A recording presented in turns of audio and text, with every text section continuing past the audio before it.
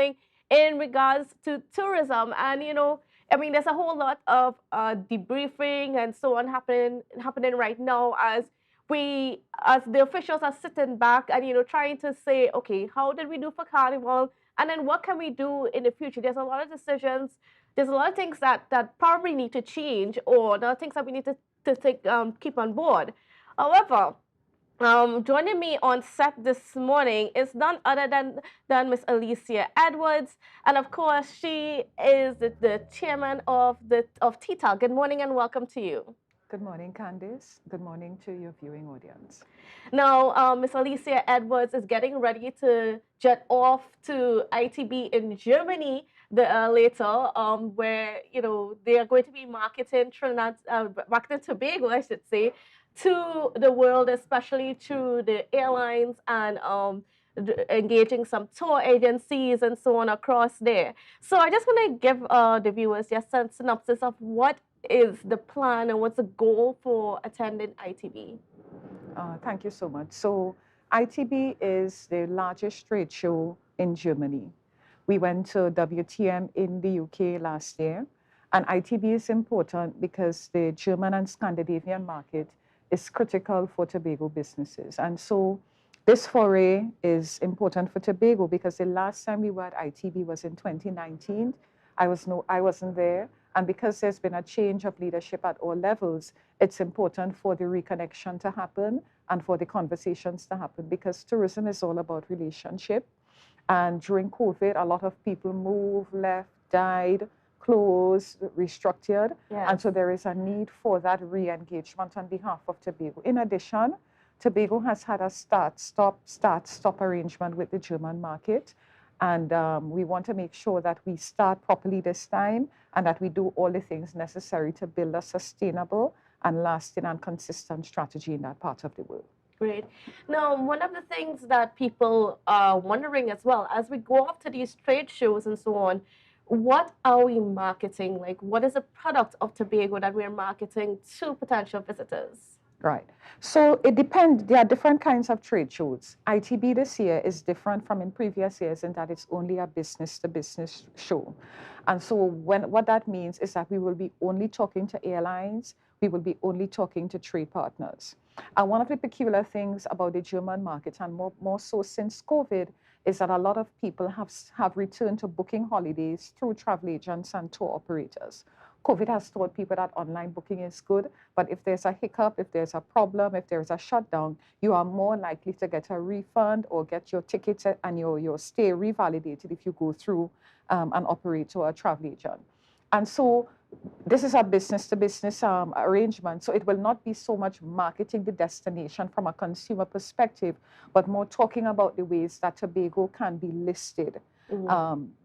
As part of the operations, what kind of connections we can make for airlines, discussions that we need to have about niche markets, etc. So it's a different kind of show. And so the marketing continues, but it continues at a different level. Because when people talk about marketing, people talk about consumer marketing, things that you can see. Yes. But the more important work happens with the arrangements, the people who will be there promoting Tobago bit by bit to the people who are traveling. Now, one of the things in trying to define a product and what we're selling out there is data.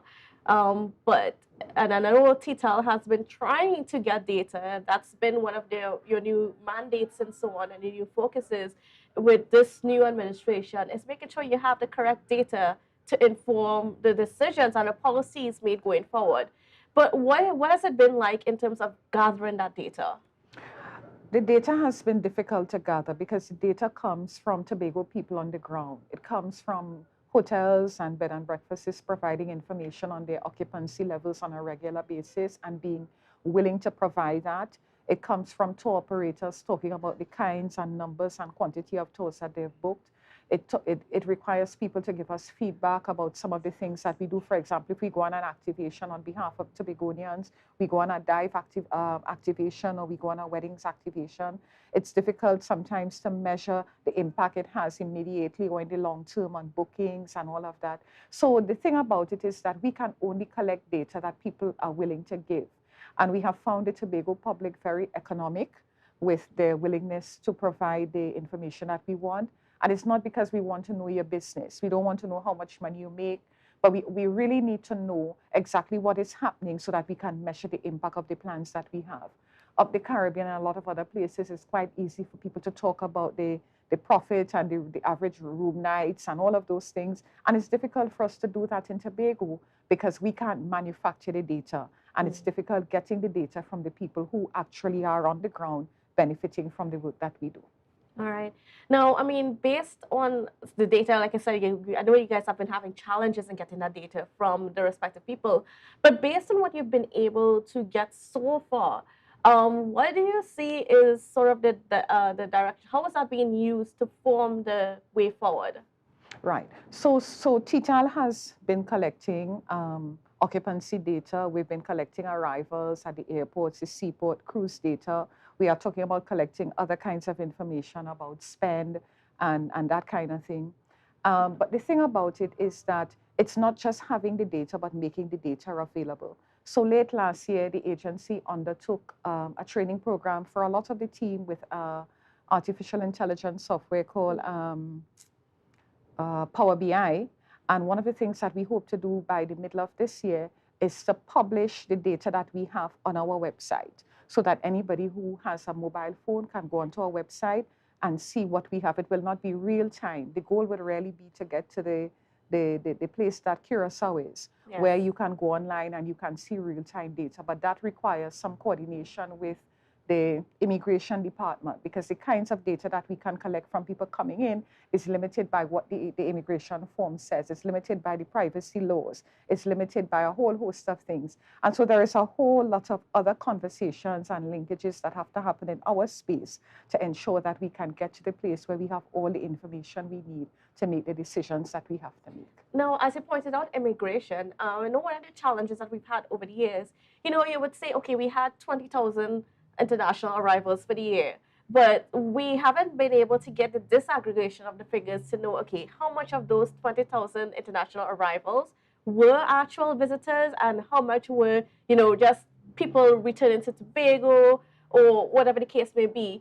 Is that a reason why we've had that challenge? Is it because of it's partially the Okay. reason, and we are not unique in that regard. Mhm. How Curacao, I was privy to a couple presentations by the Curacao Tourist Board in terms of how they have navigated. And what happened in their case is that they actually went to their parliament and mandated that the airlines, not their immigration, that the airlines were required to collect a specific data capture form that they designed from passengers who were traveling. So once you were traveling to Curacao, you had to fill in this form specifically designed by the tourist board between 5 to 7 days before you land.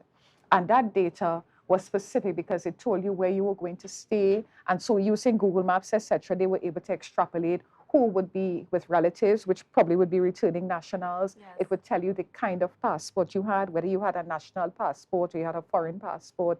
It told you exactly where people were staying, so they were able to see the areas that were more highly in demand by tourists. And it told you a whole host of other things. And that is where we would have to go. So there are some discussions between Trinidad Tourism and ourselves to make a joint representation to the powers that be to see if we can do something like that, so that even while immigration sorts out its own data things, if we can work with the airlines who are incoming, it will give us the opportunity to capture data. And information is important because it's the only way that you can make good decisions in the face of limited resources. Certainly. Now, moving on to some of the things that TTAL is doing for this year. Now, one thing that we've seen is quite a lot of stakeholder meetings that's been happening with you all and just the people in the industry. Could you give us an update on how is that going and whether or not it's bearing any fruit? Yes. One of the things that our board decided to do was to have what we call a servant leadership role to the way we operate. And if you're in servant leadership mode, you can't help but speak to the people who have appointed you. And so we have made it our business, not just through the quarterly stakeholder briefings that we've been doing, but separately on an informal basis, talking to people, visiting people, patronizing businesses informally, and getting to understand what their challenges are. And that has been very helpful because what it does is that it allows us to see their perspective in an intimate way, to understand the extent to which they have been affected by COVID, and also to find cooperative ways of treating. What we've also found as well is because we are speaking to people and explaining what our perspective are, not just in terms of funding, but our own challenges. What that honesty is allowing us to do is to have more empathy from the industry. People understand why we can't do some of the things. People understand the timing of some of those things. And it's really about building relationship and creating trust, because we want people to understand that our wish at TTAL is for everybody in the industry to prosper. It's not us against them. We're really here to serve and to enable people to make more money and do better than they've been doing in the business. And the only way to do that is to speak continuously with, not to, but have that kind of interaction and trust building and that kind of interchange that is essential for growth and for change. And then one of the ways that that can happen is through, even just helping the tourism agencies, helping them build out their online presence. Because I know one thing that was pointed out at the stakeholder meetings was that, you might have an email for the let's say the hotel, and there are people reaching out, be like, okay, we want to stay, but they don't get responses from the email. The online interaction with potential guests is lacking, and TTAL has had to step in a few times. And in simple ways, in one quiet conversation we had during our visit, we found out that one hotel did not know that they were on a major review platform in Germany. And so guests were there trying to get information from them and posting reviews. And they weren't even aware that they were there. And it was just in conversation with us that they were able to log on and see. So it's a kind of one-on-one meet and greet interchange arrangement that we're working with to allow people to see that times have changed, because a lot of our property owners are older.